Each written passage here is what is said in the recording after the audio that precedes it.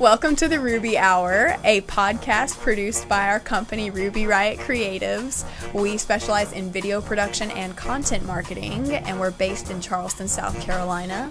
I'm Shelby Ring. And I'm Madeline Rager. This podcast is devoted to interviewing extraordinary people doing extraordinary things and nuggets of wisdom that they've learned along their journey.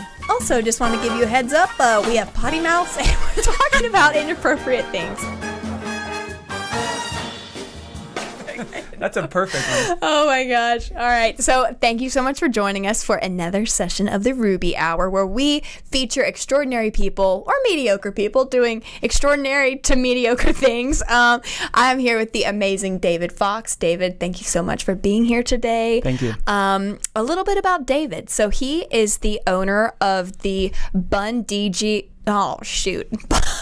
of the Bun DG franchise. No, the Bun DJ franchise of Charleston. So he has an amazing group of awesome DJs that work with him here in town.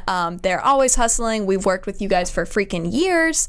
And they're hands down. I mean, I can't tell you how many times I may or may not have forgotten to press record for catching speeches at different events, and this guy right here saved my ass on too many occasions to count. So I mean, just it's a mutual thing. Yeah, I mean it's like Bubba and Forrest. Like you lean up against my back and I'll lean up against yours, so we don't go face first in the mud. Shrimp gumbo, scampi, shrimp stew, shrimp and potatoes. So I'm just going to tell you up front. Yeah, we're going to digress heavily in this episode. I can already tell. But David, how in the world? I've already had. I know this story, but for people that are just meeting you for the first time, did you always want to be a DJ? No. What were you doing before? No, if it is to be said. No, it just that just happened when I was in college. I did a semester abroad. And in Europe, and saw a bunch of big time DJs and was like, oh, that's cool. Was into I was like 20 years old, so of course I was just thought I knew a lot about music, and I didn't. But I thought it'd be cool, so bought some very basic DJ equipment around that time, and then just started DJing stuff around campus. Really, it was like a bedroom DJ for a while, and then started doing like house parties and fraternity sorority parties, and then grew that into doing a lot of bars and clubs in the area. And that's how I met Joe Bunn, the guy who started the company up in Raleigh. His guys and I DJed a lot of the same places. Okay. But yeah, so he was always trying to recruit me to come do weddings and private events, and I'm like, of course, in your 20s, I'm like, weddings are stupid. You're like, I'll just stick to house parties, dude. I'm gonna stick to clubs, and I'm a purist. Yeah. I don't want anyone telling me what to play, that kind of stuff. So of course, hindsight's 20/20. So yeah, did that through college, through law school. Got done with law school, got a real job, and was like, I can't DJ till 3:00 in the morning on a Thursday night, and then be productive at work. So yeah, wait, you went to law school while you were DJing? Yeah. What's happened there? So I went to college, and then I was like, I don't want to get a real job, so I'll go to law school. I got my MBA, my law degree. Okay. Passed the bar, all that stuff. Got a real job practicing law, and then that was awful. You died inside. Hopefully no lawyers are listening to this, but the worst part of it being a lawyer was working with other lawyers. Yeah. Oh, I've heard that. Sure, yeah. Every one of my friends dad's that's a lawyer, so I can say that. All right. You're like, yeah. No, I've heard that. Every single lawyer that I know, they're like, the worst part about it is working with other lawyers. Okay. It's terrible. Okay. Yeah. So that's fun. Yeah. So I did that for a while, and then that's when I started doing weddings, private events on the weekends, and then was like, what I was doing and where I was doing it with my job was not working. It wasn't a long-term solution. So were you in Charleston? Where were you? I was in Raleigh at that cool. time. Yeah. So I was my grandfather's from Charleston. He lived here. I knew some people in the event industry, and I was like, let me see if I can make a go of it full time of the DJ thing.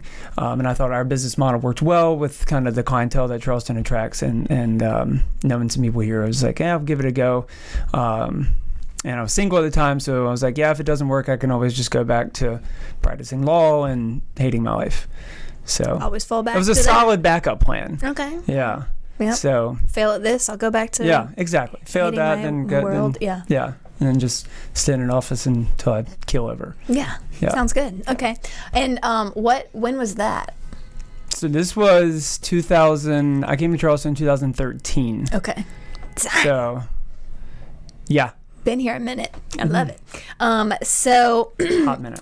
And you, I think it's so cool that, I mean, I started working with you, I think in 2016 was whenever we crossed paths. Thank you, John. That's our intro. Shout out to John Feist. DJ Feisty. I don't think he likes being called that. I'm going to call him it anyways. He's fine.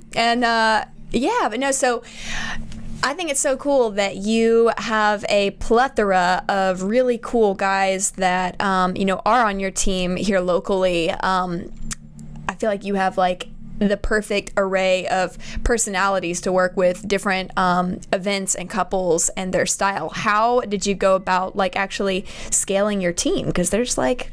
It's tough. It's just like any business, staffing is going to be the most difficult thing. Finding trustworthy, reliable people who you're comfortable having your name on something and having them go do it for you. Mm-hmm. So my philosophy for hiring... my most successful avenue for hiring has been finding one or two DJs and then asking them for like, hey, do you have any friends or know anybody who does this kind of thing? Those have been the best ones. I've gone like Craigslist route and LinkedIn or whatever. Yeah.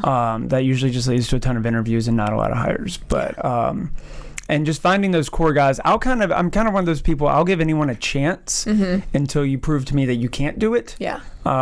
So I usually like to start out the guys doing like smaller events, like private events, corporate events, or birthday parties, stuff like that, and then having them build to weddings. And we go through extensive trainings. We do 2 trainings a year with all of our DJs, where we set up gear and they go through mic training, mixing, all that kind of stuff. So awesome. But we really try to find people who have had some sort of professional job experience. Those are the one who, it's all like client communication. So as long as they can communicate effectively and deal with adversity, or go with the flow and be flexible, then they'll be successful as DJs. Like it's people, a lot of the old school DJs that I've hired before, like the ones who are a little bit older than me and stuff, like they're like, oh, well, I'm great at mixing these songs and I'm really good. I can scratch and all this stuff. And I'm like, that's kind of the last thing that matters when you're doing an event for someone. Yeah. If they can't get in touch with you, if they don't think that you understand what they want, then you're going to go into an event already in the negative, basically. Yeah. And it doesn't matter how great of a DJ you are. You could, if you play one wrong song, then that's what they're going to remember. So it's more about like being professional. It's just customer service. That's really all it is. But, like I always say I can teach someone how to DJ. I can't teach someone how to be like a normal social person. So... I say that all the time. Yeah, it's like it's one thing to teach a skill, but it's another thing of like, can you be down to earth and relatable and like a grown-ass human while relating with other people. I'm a grown-ass man dog. Man dog over here. So what about, I think it's so cool. What's been your journey of like my first impression, and really like you guys come across as extremely clean cut. Everybody, like one thing that I love is the level of professionalism that you guys have whenever, like y'all aren't rolling up in like sweatshirts being like, yeah, I'm here to DJ. And Not it's yet. like, oh, all right, well, all right, spoke too soon. It's getting cold outside. But it's like y'all, the level of professionalism is like refreshing, where like I know anytime, because for us filming, it's a big deal that we have a DJ that's got our back, especially when it comes to the reception, speeches, and dances, because we're not necessarily miking everybody up with lavaliers. We're running sound from whatever the DJ's rig is. So I love that the level of training and just, like you guys are like, y'all show up spick and span, like y'all look good. So what? Did you say spick and spam? I did. What is this supposed to be? Span? Oh no. Well, in my world, you guys look spick and canned meat. You got that canned meat going on. I mean, I would just throw it on the fryer, serve it up. Yeah. But yeah, what was your decision? With just something as simple. I mean, you guys are like buttoned up. It's usually like suit and tie. That caliber. Yeah. Did you always do that?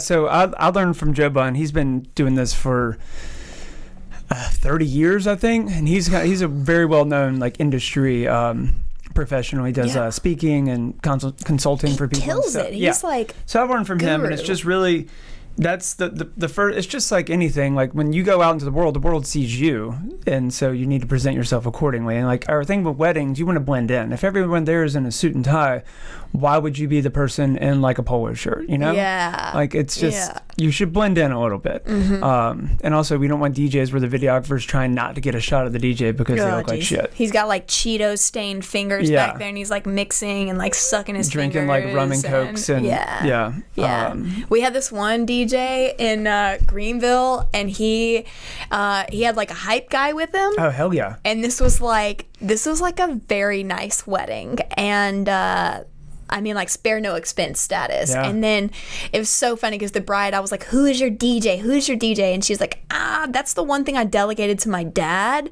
Oh, that's a Dad was not really in the full service planning experience. Yeah. And so he gets like his coworker buddy to like roll up the like DJs for fun. And so the hype guy's there, and he's like, they're like having their first dance, and this guy's like in like slacks up to his belly button, and he's like, yeah, get it on. And it's like literally like the nicest wedding, like everyone's in gowns. It's a gown status. How'd that go over? It was horrible. Yeah. And I like had spam. to have it was spick and spam in the truest sense of the word in that scenario. And so it's like I can't ever stress to people planning the importance of like your DJ, whoever is running sound for you, is an integral part of keeping the day moving, keeping the evening going, and not letting it die out. We filmed a wedding last weekend where it was a small wedding. Small weddings are challenging, I feel like, to get people want to dance. And there was some weird, it was like the moment he would drop certain songs, like it was like cockroaches. Everyone would flee from the dance floor. But like, how did you learn? I feel like because I've worked with you a ton, you have such a nice like, all right, ladies and gentlemen, like now we're going to invite Marissa to the floor to say a few words about her sister. Like, how did you learn how to like just really like conduct? Yeah, it's tough. It took me honestly probably about 2 years before I was really, really comfortable on a microphone. Yeah. And what I did, which I've taught some of my newer guys to do, I would just write out scripts before the wedding. So that if like you can't grab a microphone and grab a microphone, turn it on, and go to speak and not know what you're going to say. That does not go well. No. Just like this is going to derail at some point. Oh, yeah. Because there is no script. So, so I would write out scripts. So I just started saying the same thing over and over, and it just got a little more comfortable. And there's certain moments where the DJ probably should chime in and say something, like if the bride throws a bouquet into the chandelier, that's pretty funny. So like, kind of want to. There's times, but yeah, you can be like, you can be professional and fun without being obnoxious. Yes. And that's kind of the line that we draw. Yeah. And when it comes to working with other vendors, the way that I look at it, like, I want the brides and couples wedding to be perfect for them. But also, like, I work with the vendor. I'm going to work with the vendors again. Mm-hmm. So if I'm shitty to the vendors, nobody's going to want to work with me.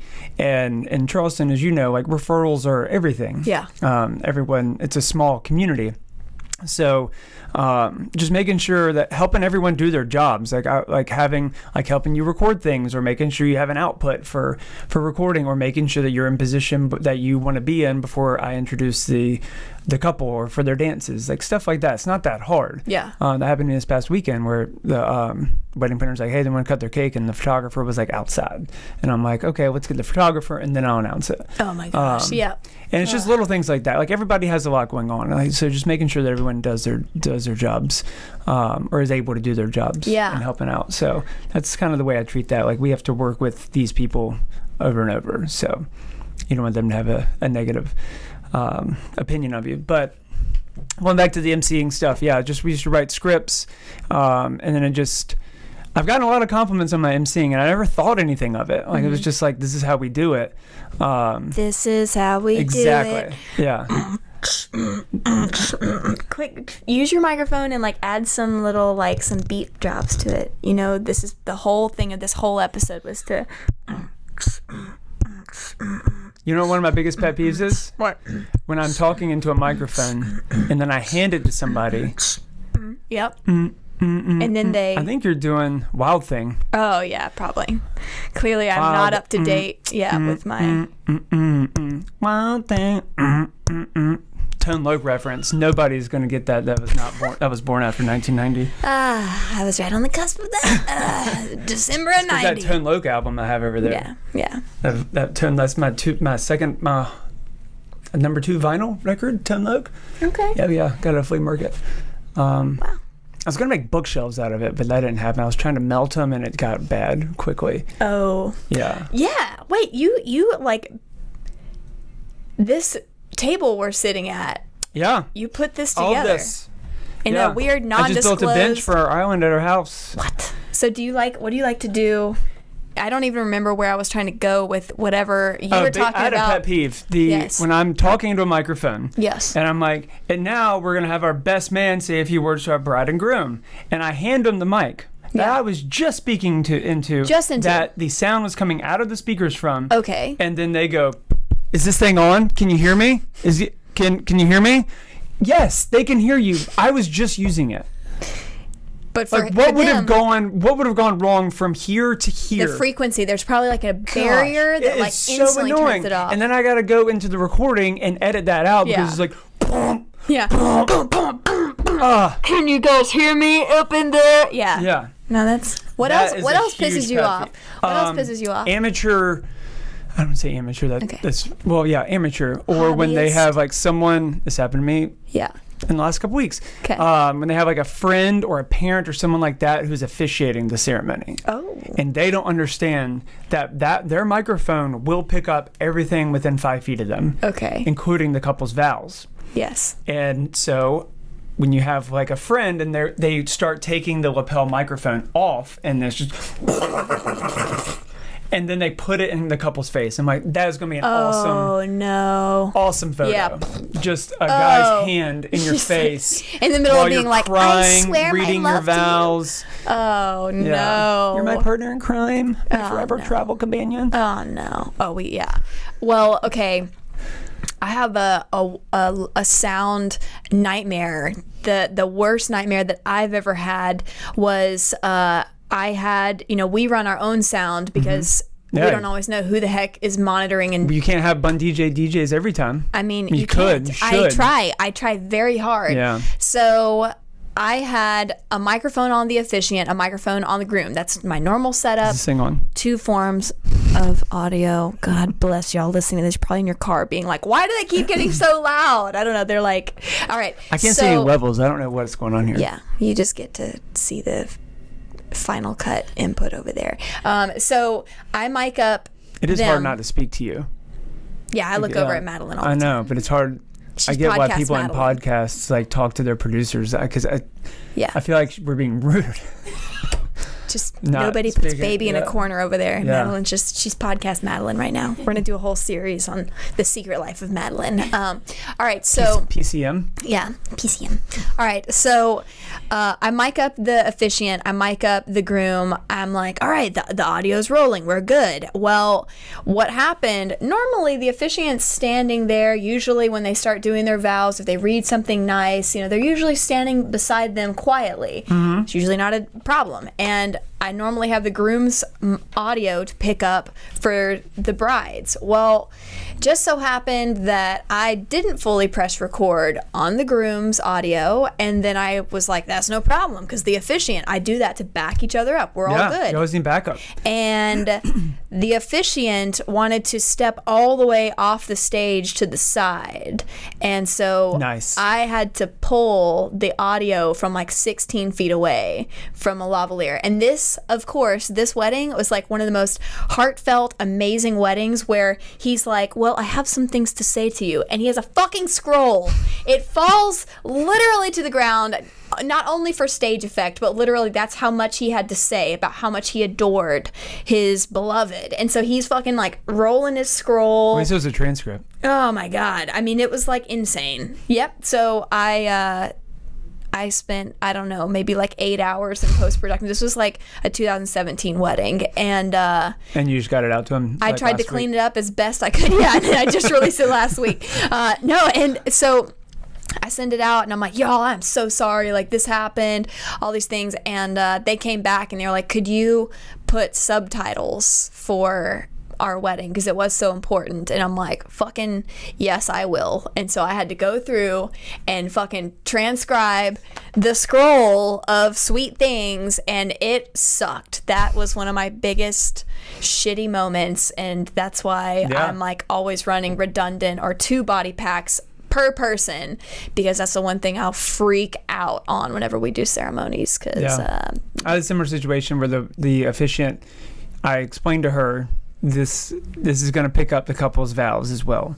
It was very windy, so I tried to put one on the groom as well. Yeah, but the wind was right in his chest, and so I was like, that's not going to work. And then she was like, and now they're going to read their own vows to each other, and she stepped away. Same situation, and I had to jack up the volume where it was like almost about to just start popping.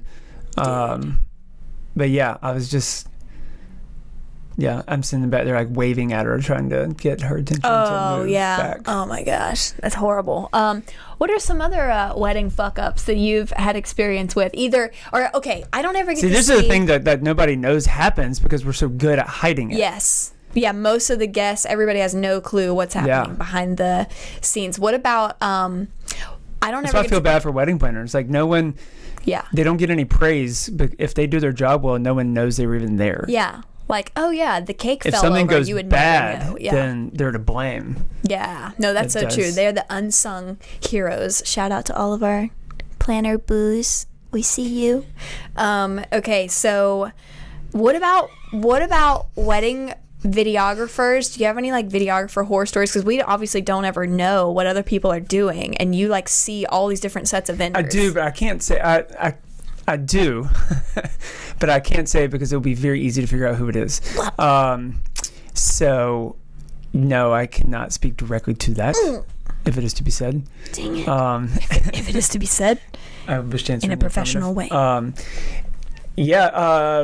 Videographers getting in the way. That's usually a thing. I've had several videographers who will. I'm like, okay, I got a mic. Like, you want to put a recorder like on my output of my speaker, blah blah blah. And they're like, no, I'll be fine. So something happens where they don't press record, something like that, and they're like, oh, hey, did you get that audio? I'm like, yes, I did. You're very lucky I did. You better be glad I brought my own recorder. And recorded that ceremony, because you wouldn't have shit. Jack shit. You would have shit. That's what you would have. You would have shit. You would eat the cat poop. It would be audible shit, whatever that would be. It would just be, it would just not be a good thing at all. So that happens often. And there's some videographers who use very bright LED lights during the dancing. I get it for dances, like you need like special dances, like you need to make sure you have the right light for the video. But if you're walking around my dance floor for 2 hours with a 4,000 watt LED light in people's faces, like a high like you're beam. talking about cockroaches, people will immediately run away, flock away. So they'll end up with a dance floor, the videographer in the middle of it, and people dancing like over at the like tables. In the corners, like quick hide your dance moves. So that I don't have any horror stories with that really. Y'all also work with, because y'all always put the DJ in the footage. There's not a lot of videographers and photographers who I get the albums or the videos, and I'm like, where was the I? DJ? Like, you're just acting like there might as well have just been an iPod. Yeah, you are not an iPod, David. I am not a jukebox or an iPod. That's on the fridge over here. Yes, that is the thing. But I will play anything that you want, though. I'm also very nice, and I'm available for hire. Yeah. Oh my gosh. So it's, but yeah, we love doing weddings. I think weddings have I think people have like a negative view of weddings. Yeah. Like, oh, you're a wedding DJ. That's the thing that sucks. We've been trying for 20 years and almost 7 years now in Charleston to change the perception of a wedding DJ. Yeah. Like, you should be professional. You should be buttoned up. You should have your script down. You should get the couple's names right. You would be very surprised. You should ask all these wedding people. It'd be like, how often do you think DJs or bands get people's names wrong? I guarantee you it's like 70%. Oh yeah. Yeah, that is a big no-no for if you're getting paid to do someone's wedding, you better know their damn names. Yeah, write it phonetically down. We had Melissa was instead of Melissa, it was like, welcome Missy and Brad. We're like, Missy? Missy? We don't know Missy. Maybe he calls her Missy, but we know her. Is that her nickname? No. Oh, it wasn't. No. I had an officiant recently who got the bride's name wrong 3 times and then realized it and stopped me and goes, "Oh my God, I'm so sorry. Oh my I just God. realized. Yeah, her name was like Catherine. He was calling her Kristen, something like that. It was bad. No, that's uncomfortable. I was like, oh, that's getting recorded. Oh, jeez. So, yeah. So it's those things that we make sure that we avoid. It's really not that. It doesn't seem like it's that hard, but it seems kind of hard. It's detail. Everyone has a bad wedding DJ story. Like you just had one. Oh yeah. And I don't know why that is. And I get price is a big thing and all that, but in terms of pricing, I don't think we're priced where we can do basically any events for any budgets. Yeah. If entertainment's a priority. If it's not a priority, then I get it. But I do get at least 2 calls a month where people are like, we were just gonna have like a speaker and an iPod and do a playlist. But I'm like, yeah, who's gonna MC your wedding? And they're like, we didn't think about that. We're gonna wing it. Yeah. It doesn't go. We're gonna yell. Well, yeah. We're gonna yell to everyone. And all those people who don't have wedding coordinators, they are worth every penny, even if it's just day of. Like it's worth every penny. Well, because they keep everyone else in. It's not just. I always tell them they insulate the couple. Mm-hmm. They deal with all the crap going on. Yeah. Otherwise, people would be popping, like Forrest would be popping into like the bridal suite being like, so where did you want those flowers? Like that's what you're dealing with. And I think it insulates also not only the couple, but like the mother of the bride, the mother of the groom, people that it's like, if they're helping financially contribute and they want it to go well, this is something they're supporting, that they know they have peace of mind too. Yeah. So all that stuff falls on someone. Yeah. Whether it could be the aunt, it could be the mom, it's going to fall on someone. So paying someone for it to fall on is better. Yeah. Were you always someone that was very snarky and sarcastic? Where did your sarcastic wit come from? Yeah, I think so. I mean... Yes, I think I've always been... I get uncomfortable when I talk about serious things, so I've always used humor as a distraction. I don't do that at all.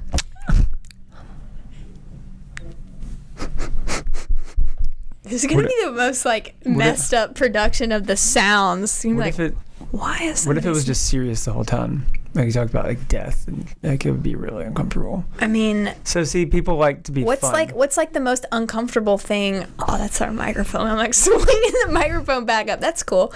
This is gonna be great. So what's this would be subtitled. What are things that make you really uncomfortable, David? This. I don't know. How do you feel about raw meat? Are you for it? Like to eat it or touch it? Both. I won't eat it, but I will touch it if I can wash my hands. Okay. Afterwards. Are you more of a sushi guy or steak guy? That's a good question. I would say both. I crave both. Yeah. But in sushi, I probably crave more often. Mm-hmm. But a special occasion, going out to a nice dinner, that can be sushi, but I would say I probably do a really nice steak dinner 3 or 4 times a year. Okay. So I try not to eat a lot of red meat. Okay. Yeah. My wife is making us eat a lot more vegetarian. Ooh. Yeah. Are you enjoying that? Yes and no. It takes more work. Yeah. But do you find it's more prep work on the front end, but then you don't have as many things to clean up afterwards? Or no? Yeah, and you end up with a lot more leftovers generally. Yeah. Yeah. Versus if it's protein centered. Yeah. I still eat a lot of seafood. I don't know how we got on this.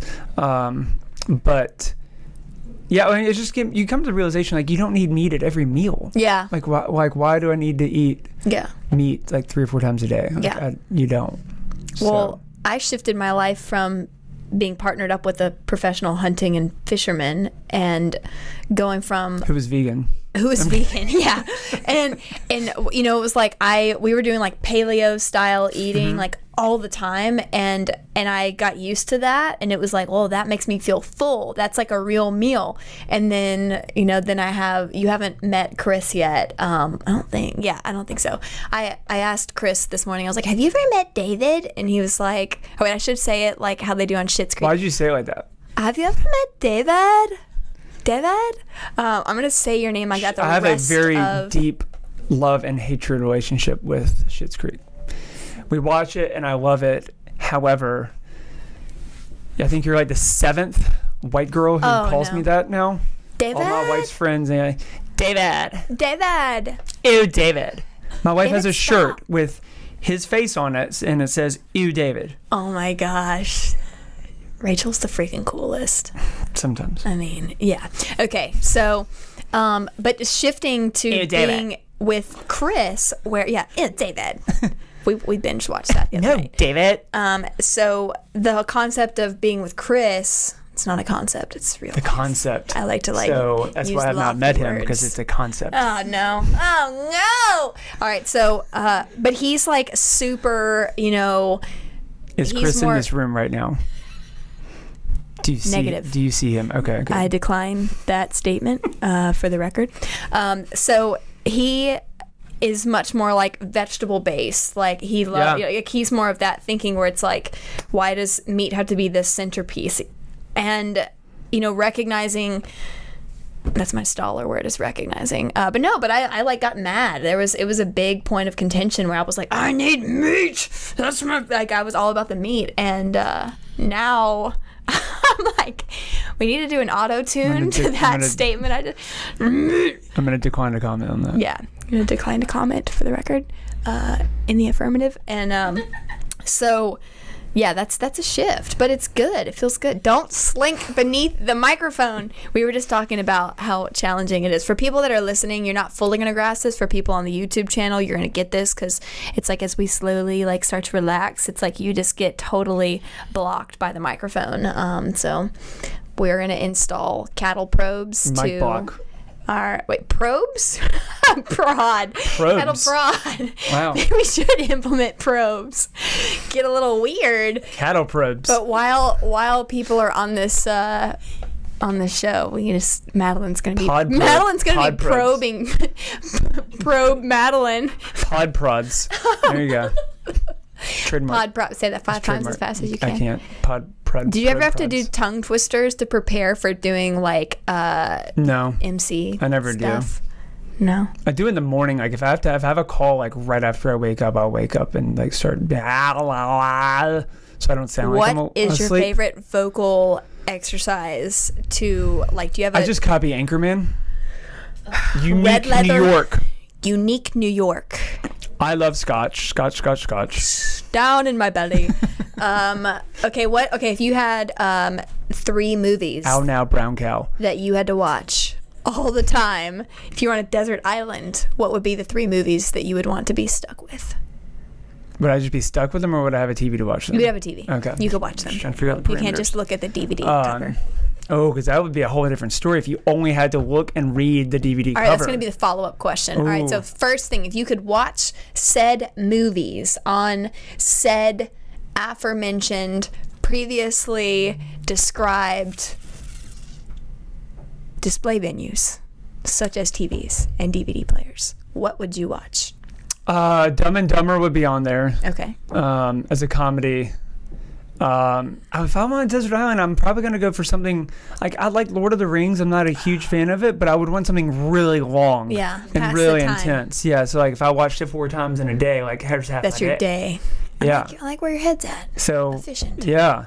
Okay. So that's I would go with something really long, like Gettysburg. Wasn't that it was either, I'm pretty sure it was Gettysburg with Jeff Daniel. I remember going and watching and had an intermission. That's how long it was. Oh my gosh. Yeah. Oh. So something like that. So I'm a big fan of 80s movies. Okay. Like Back to the Future is one of my favorite ones. Okay. My wife told me actually last week that she's never seen Weekend at Bernie's, and I basically pulled a Bernie and died. Spoiler. Spoiler alert. Can it be a spoiler alert if it's 30 years ago? I don't think so. I mean, for Rachel, you just spoiled it. Spoiled it. I gave her the premise, and she was not impressed with the premise. I told her it's a lot better. I mean, it was also filmed in Bald Head Island, not too far from North Carolina. No way. Yeah. Okay. Wait. Factoid. Lord of the Rings. What is your best Gollum / Smeagol voice you can do? Oh, gosh. I didn't prepare for this. I've never done this into a microphone. Hello, precious. My master. It tortures us. Taters? What's taters, precious? You practiced that. Oh, that was my... That blows out my voice. I know. can't. My precious.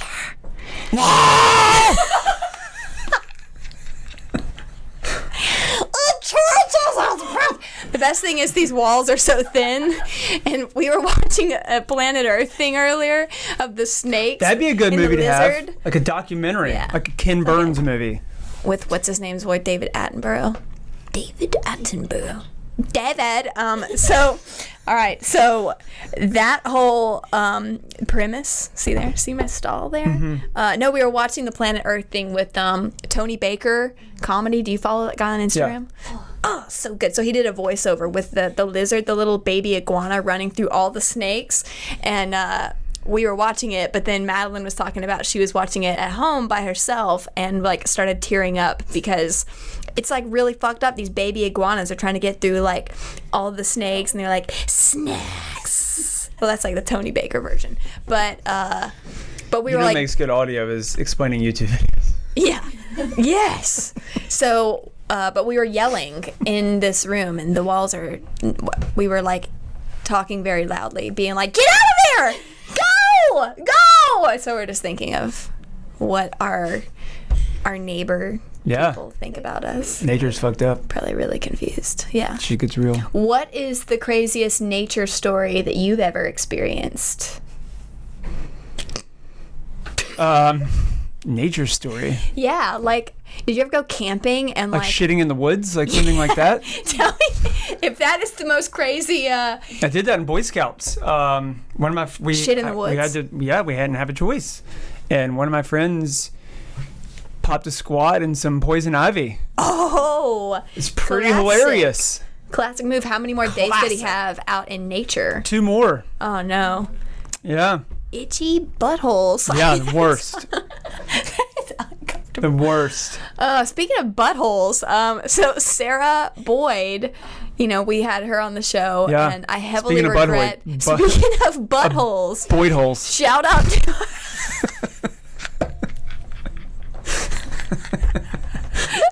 Oh my God. Boydhole photography. Well, I just love her because I met her. Great. She is kind of a I met Boydhole. her, yeah. So Sarah Boyd, if you haven't heard her episode, go back in time and go listen to it. It was amazing. But so I fell in love with her because we got booked to do a wedding together, and and I'm always asking, who's your photographer, who's whatever. And so I look up her website, and she's got that picture of her for the like about, the meet Sarah or whatever her thing is, and it's her in the poop emoji outfit, the jumper, and I'm like, who has a shit jumper? Like, I instantly love her. And so we met for coffee. That is pretty awesome. And now, she's cool as shit. I get so excited when we work together. No pun intended. Cool as shit. She's as cool as shit emoji. Yeah, she is. So, Boydhole. Nature story though. I don't really have. I had an encounter with a coyote once. Ooh.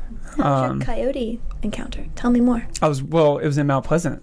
Does that count? Yeah.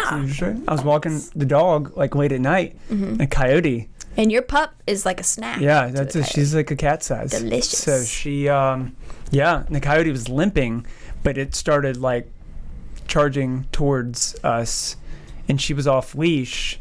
Oh, and my she God. didn't see the coyote, thankfully, because she would have just thought like, oh, it's a dog. So I grabbed her, but the coyote was limping pretty hard, and I grabbed her, and then started screaming at the coyote, and then it ran away. What'd you scream at it? Can you give me a I think I started screaming no. Yeah. No! No! No! No! No! You shall not pass. Lord of the Rings. You shall not pass. All right. That's good. Yeah, that was recent. I did a lot more like Boy Scouts. I did a lot more like camping stuff. I'm not a huge camping fan. I like to do like hikes. I like to be in nature, but I don't want to sleep there. No, no.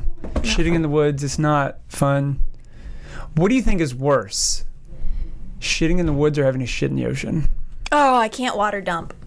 This was very relevant when I worked on boats. I know. I figured it would be. I have a good shitting in a bucket on a boat story. I'd rather shit in the ocean than in a bucket. Okay, wait. But, all right.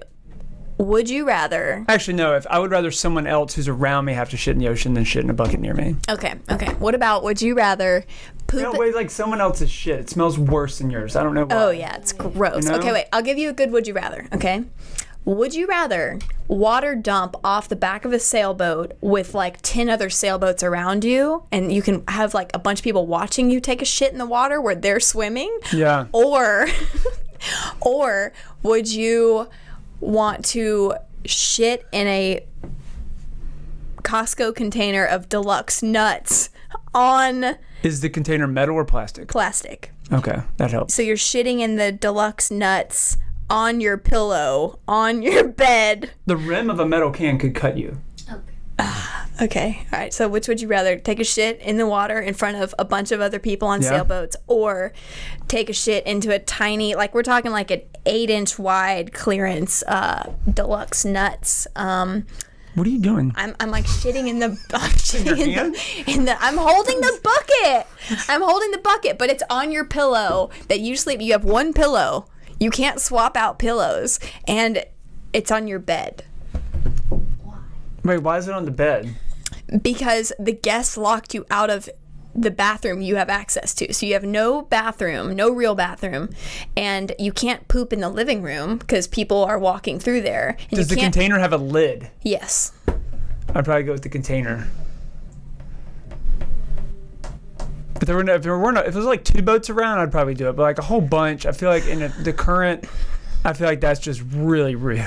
It's really fucking rude. It's very rude. Okay, so you go the yeah, I think I'd go container. All right, deluxe nuts. Yeah. Container. What if you had a peanut allergy? Oh, then that's a tough one. You just tell everybody while they're watching you take a shit, like, I have a nut allergy. Yeah, exactly. That's exactly what we would do. Okay. I went with the nut. That was I would go with the nut as well. Yeah. What are some things that people don't realize that like DJs have to put up with? Drunk guests. Okay. I've DJ'd now for 16 years, and I have not DJ'd once. And I've probably DJ'd a couple thousand times. Yeah. And I've never DJ'd where someone didn't come up and tell me what they think I should be playing. Yes. Yeah. So Is that's there a common theme? It's fine if like someone wants to come up and request. They're like, "Hey, can you play so and so?" I'm like, "Oh yeah, I'll see if I can get it in." Like whatever. Yeah. If it's something terrible or that's on the do not play list, of course I won't play it. Right. Like the chicken dance.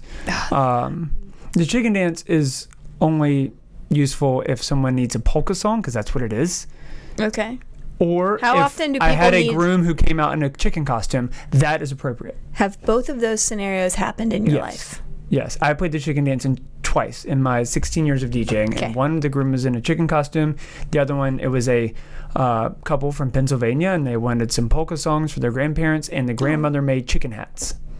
Knitted little, like 20 chicken hats. Oh. And so everybody got a chicken hat, and I played the chicken dance. So those are the 2 occasions where it was relevant. That's and stylish. Not the worst thing you've ever heard. It's ever happened. Yeah, so dealing with guest requests is pretty annoying. Yeah. I think the most annoying thing is when someone comes up and requests a song that is very important to them personally, and I'm like, it's not your wedding. Yeah, they're not in it's not the bride. I had that happen recently where someone came up and requested, and we were like dance floors packed, playing a bunch of upbeat music. Couple wanted like almost all upbeat music. They only gave me one. They told me to only play one slow song. Played the slow song. Dance floor's packed again. Upbeat music. Guy comes up and he's like, I need you to play Lady in Red. It was my wife and I's first dance song. And I'm like, what?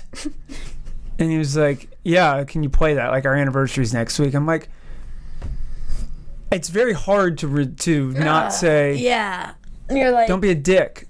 You're like, I get it's your anniversary, but this congratulations, but like day. you should play it next week in your anniversary. Oh. So Oh, that would There's be a a lot of- little. There's some stuff like that. Yeah. I've only had a couple of altercations with guests where they've asked me to play something and it's on the do not play list, and I explained to them it's on the do not play list, And they're they like, don't care. I don't care. And then they go bother Fuck the this couple. Yeah. Yeah, and then they get mad at me. Oh my god! So they're actually like, "Hey, like, why are you not playing Like the after chicken the wedding, dance?" I've had people like come up to me like very angry that I did my not play their song. How do you deal with people's hostility? I told that person To go. go.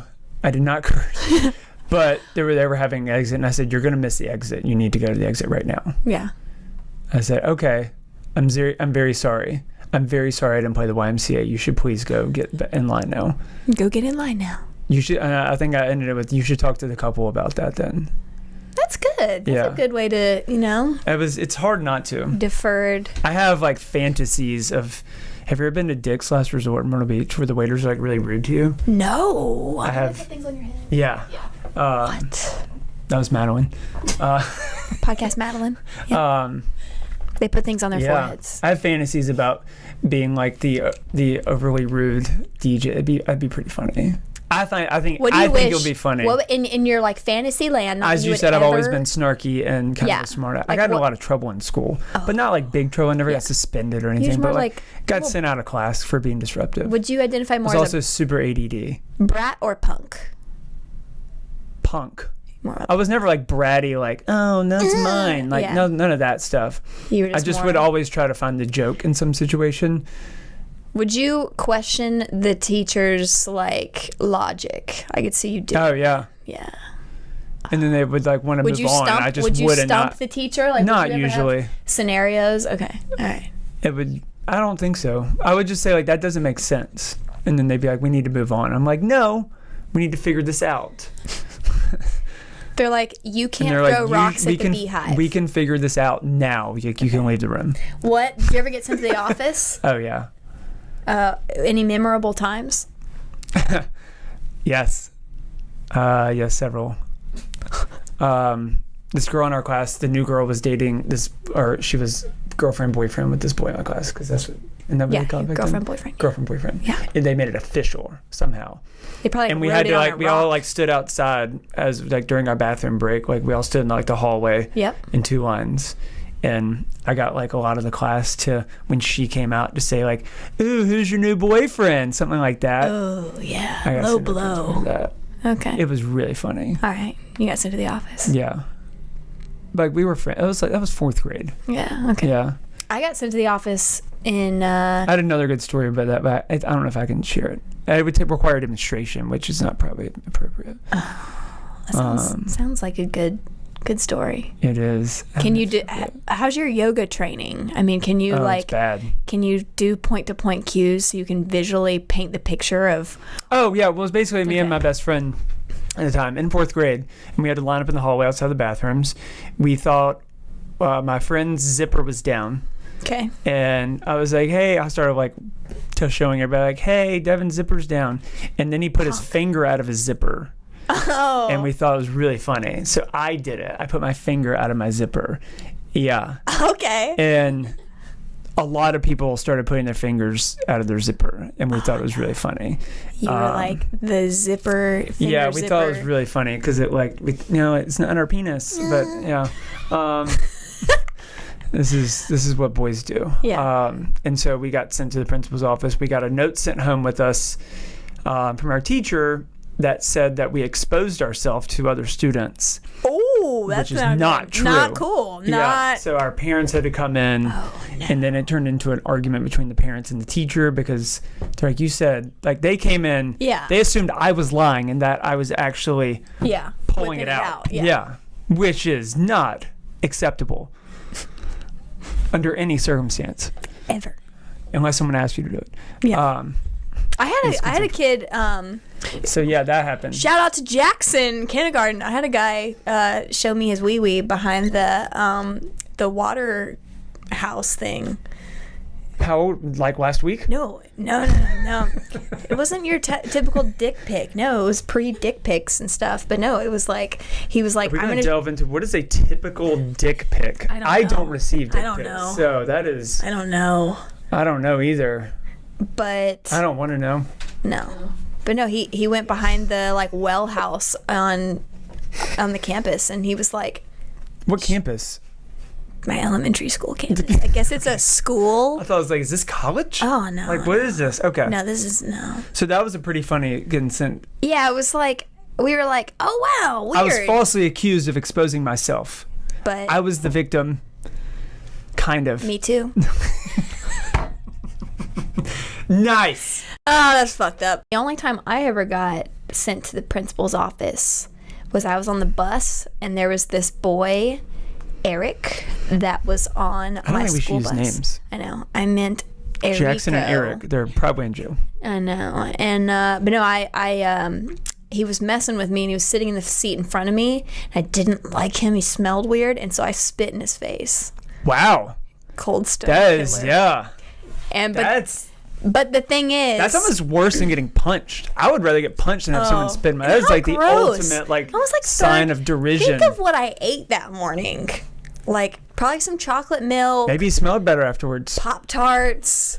Like, I mean, whatever nasty stuff I was eating. Think about like a 9-year-old's breath. You know, it's like 3rd grade, 4th grade. And then like that loogie. You know, it's like fresh after breakfast. Probably some orange juice in there. Sunny D.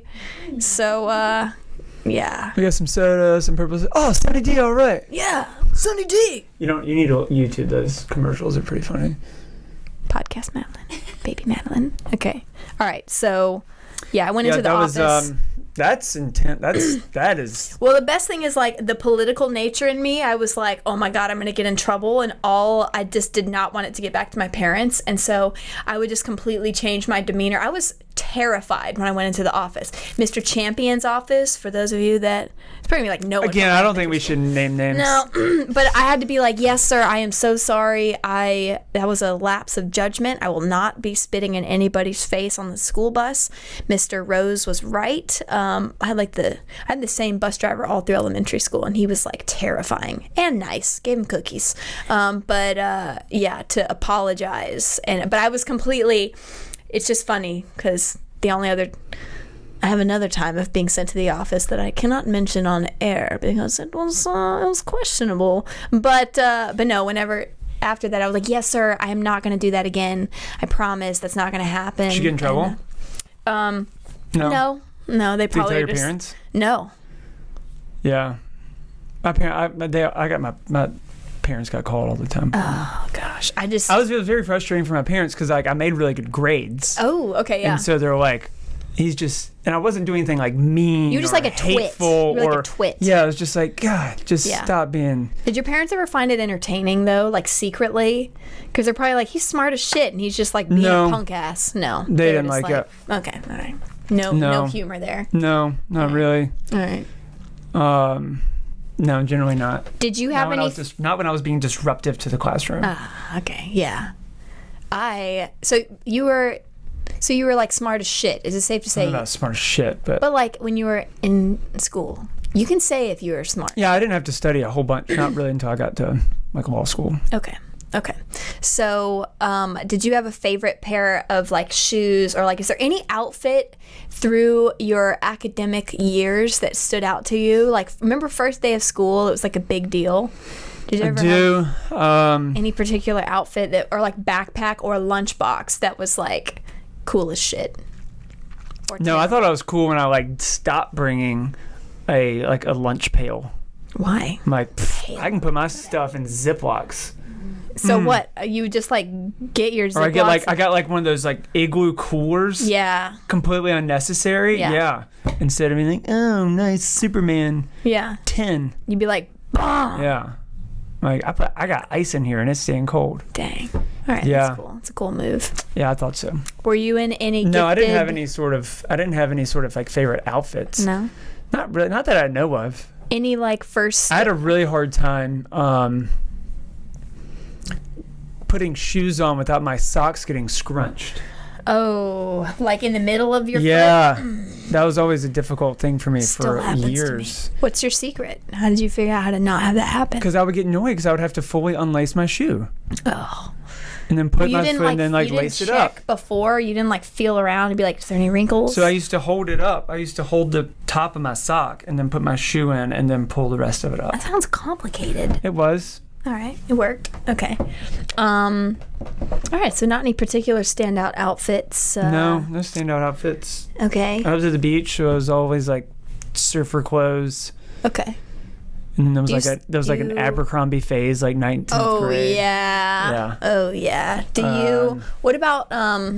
Did you ever surf? Do you do any water I did. sports? I got on a surfboard like 3 years ago for the first time. I think it was like Forever. 8 years. Did you go to Folly? It did not go well. No, I was in California. I was Oh. with my friend. Was it like bigger waves? Yeah. Oh God. Yeah, it wasn't good. I didn't hurt myself. I was worried I was gonna. The older I get, the more risk adverse I become. You know. That's such an old person thing. It to say. is, and I'm not that old, but yeah, it is. But I'm like, I don't know if I want to go surfing because I'm not going to be good at it Yeah. because it's been so long, and the board's probably going to just hit me in the forehead, and I'm going to just be bloody. Ugh, yeah. I had a friend 2 It's like weeks wakeboarding ago. too. I had a friend who blew his knee out wakeboarding, and I'm like, all right, I'm probably never going to wakeboard again. Ugh, I know. It's scary. Like if you're an athlete and you blow your ACL out, like that's fun. You know what's not cool is a DJ in a giant leg brace or in one of those little needle carts scooting around the dance floor, handing the microphone out. That's not cute. It's not cute. No, It's not cute at all. it's more invasive. I would bring that would bring like a point down for me. You know, like Oh, if yeah. I would be like, this guy's kind I'd be in a suit though. You would be in a suit. You'd be like, oh, it looks straight laced and kind of pathetic. I don't know. But no, I get what you're saying. Like my my opening line to Chris whenever I met him, he was like, because he surfed with a friend of mine. Yeah, we met and he was like, we had finished being at the beach and some friends were surfing, and so I wasn't surfing. I was being sitting on the Spectator? beach. Yeah. And then he's like, yeah, so like, do you do any board sports? And I was like, no, I like to stay pristine. I don't like to have like bruises and like scabs and stuff. Like that was like my thing. Now I do surf and do stuff, but like I want to look good when I'm doing it. Kind of. But yeah, I was very board averse. And doing things that were going to make me like all, because you know, it's like I don't want to roll up with like freaking black and blue bruises and I have a looking friend like who's really into skateboarding at like 42 years old. Yep, It's really weird. I'm like, you're gonna hurt yourself. definitely gonna hurt yourself. Yeah, skateboarding is like I still snowboard. yeah. I still enjoy that. Okay. I'm also like, when I have time off, like I don't want to go. I like to do things that are active, but Yeah. like I don't want to like try to be good at something that I'm not already like decent at. Like I don't want to pick up surfing in my 40s. Like you're done. And yeah, in my 30s. My Did you almost mid say to late 40s? I meant like in years from now when I'm Okay. 40. Okay. I'm not going to be like try to pick up surfing. You know? So are you just done achieving things in life? Basically, yes. If I don't know how to do it now, I'll never know. What? No Yeah, way. I'm never going to get a new iPhone. I don't believe I'm it. never gonna update iPhone. I'm just gonna stay right here. This is gonna be the last is the last great decade of my life. So I'm gonna dress like this the rest of my life. Okay. I'm not gonna get probably gonna anything new. Okay. Yep. I'm kidding. I'll still get on a boogie board. I used to shred boogies. You should put in that bathroom line telling your friends, the girlfriend, oh, who's your new girlfriend? Who's your I used to new be a boy-" major sponger, so What is I a was sponger? boogie boards. Oh, clearly I I'm used to not be a really boogie into boarder. that because like where I lived, like the waves were never that great. So Where like, were if you they living? in Wrightsville Beach, in Okay, Wilmington. okay. Oh, yeah. So if the waves were good, I would surf, but the Yeah. waves weren't that good, so I was just always into sponging. So you have the muscle memory to surf. Yeah, You did it when you were young. Yeah. You were getting up and doing all the things. Yeah. What? You probably could still surf. I probably could. It'd be like get a it'd be like a longboard though. Go get it. I'm learning on a softboard right now. I'm about to graduate into a real board. But I'm nervous about getting. There come the injuries, I know. I'm nervous about getting like. especially in Folly, like Yeah. 8 inches of water.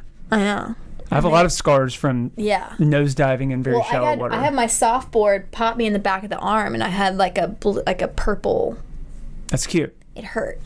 Yeah, so I was like, at weddings, I definitely wore sleeveless shirts, and I was like, oh! You're like, I'm an MMA fighter in my spare time. Yeah. All right. All right. So, final question for you. What is your spirit animal? I knew you were going to ask me that stupid question. Yeah. He hates it. I knew he hated it.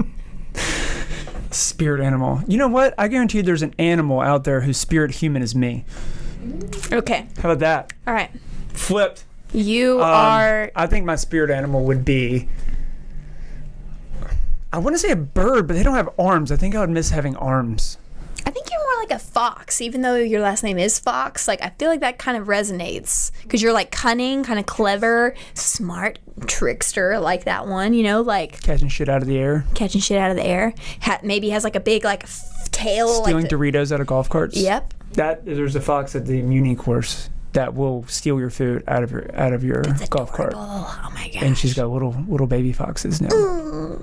We would give... It's pretty big. It's a pretty big fox. It's a red fox. Okay. And I saw it like 2 weeks ago. It snagged a bag of Doritos out of a golf cart. That is awesome. It's probably overweight. Next week, we're going to be featuring the red fox from the Muni. Really Usually ask it's like her. hole 6 or 7. That's where she lives. Okay. Somewhere around there. Oh my gosh. That would be a good episode. Oh, yeah. Fox is a good one. I mean, it's got to be an animal with some intellect. Seal. A seal would be a good one. Oh my God. They're like murderers. Just let that stay for itself. I know. Not seals convicted. don't have a good sense of humor. Seals don't. Dolphins. That's what I said. I admire dolphins. They're good trickster. Yeah, they feel like they got I don't jokes. think Madeline's allowed to speak during this, is she?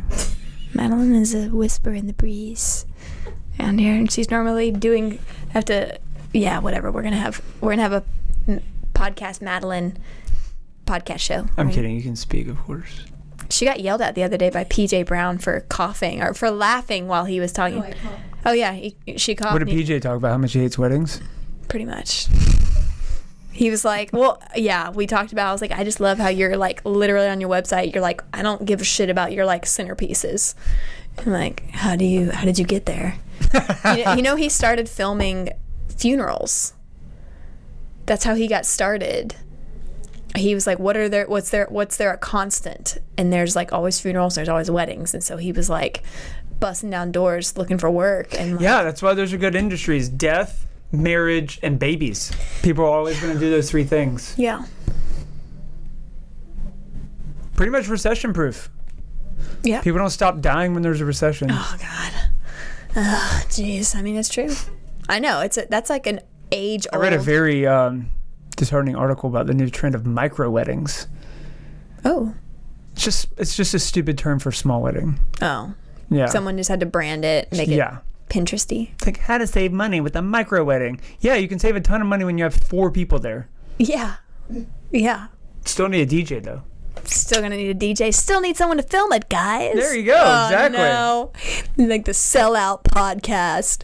Welcome to where we exploit your dreams. Yeah, that's fine. Fine with that. So bad. All right. What did we miss? Did we miss anything, Madeline? She's giving the green light, the Just thumbs giving up. a thumbs up. All right. Well, on that note, I feel like you David- asked me something and I forgot what it was. the spirit animal. We went with I like some sort of- dolphin because they'll do things for fun. Okay. They'll be serious if they need to be. They will. They're smart as shit. They use like their whole brain. We use like 10% or whatever Chris has some Fucking crazy dope ideas. 10% though. Yeah, I know. We have a cool 10%, I guess. No, I think dolphin. You're like a hybrid dolphin fox, like a dolphin with like a puffy red tail. It's kind of that's the action. All right. Okay. A doll fox. Doll fox. Fox fin. There you go. Okay. Well, David, how can people get in touch with you if they want to book you or your squad or an ASMR course with you? How can they get in touch with you? I'm on the internet. Okay. Yeah. BunDJCompany.com. Company's all spelled out. I don't know why everybody asked me that. I would say Bun DJ Co. If it was Bun DJ Co, it's BunDJCompany.com. I've made that mistake. How do you spell bun? BUNN. 2 N's. And I'm not DJ Bun. People think that's a stage name. What is your do you have a cool stage? My DJ name from club life was DJ FOX. DJ FOX. Don't ever ask a DJ to make the air horn sound either. That's very, very rude. Everyone that he works It's on a like wedding. Sprint commercials now. That's how stupid it is. That's how much it's deflated. Okay, so online bun DJ company.com. Yes. And you go to the Charleston tab. And there's a South Carolina tab. South Carolina. And that's us. And we have a bunch of DJs. Pretty much, they're all awesome. But we're a little bit different that our clients meet or speak with their actual DJ before they book. So you know who your DJ is. You get to know them. If you don't like them, then you can talk to someone else. Cool. That's very rare that happens. That's because they're actually forming a relationship with the person that's going to be there, which is kind of important. There's been some wedding planners who have booked me where I have no communication with the bride or groom, and I show up on the day of it. It's very uncomfortable. Yeah. I don't like it. Yeah, it's crucial. Yeah. Okay, and then Instagram if they want to Bun DJ CHS. Okay, BUNN DJ CHS. Yeah, or DJ David Fox, but that's my personal, and there's some funny stuff. Our blooper reels are on there still. Good. Yeah, we like to have fun. That's pretty much the best thing of doing any project with you or your crew is the ridiculous, the behind the scenes. You have to have fun with it. Yeah. For those of you that are watching this, be sure to like, subscribe, follow. If you have any further questions or want to talk some smack with David, leave some comments and we will throw those. You enable comments? Yep. Ugh. Buckle up. We will see you next time. Bye. Thank you.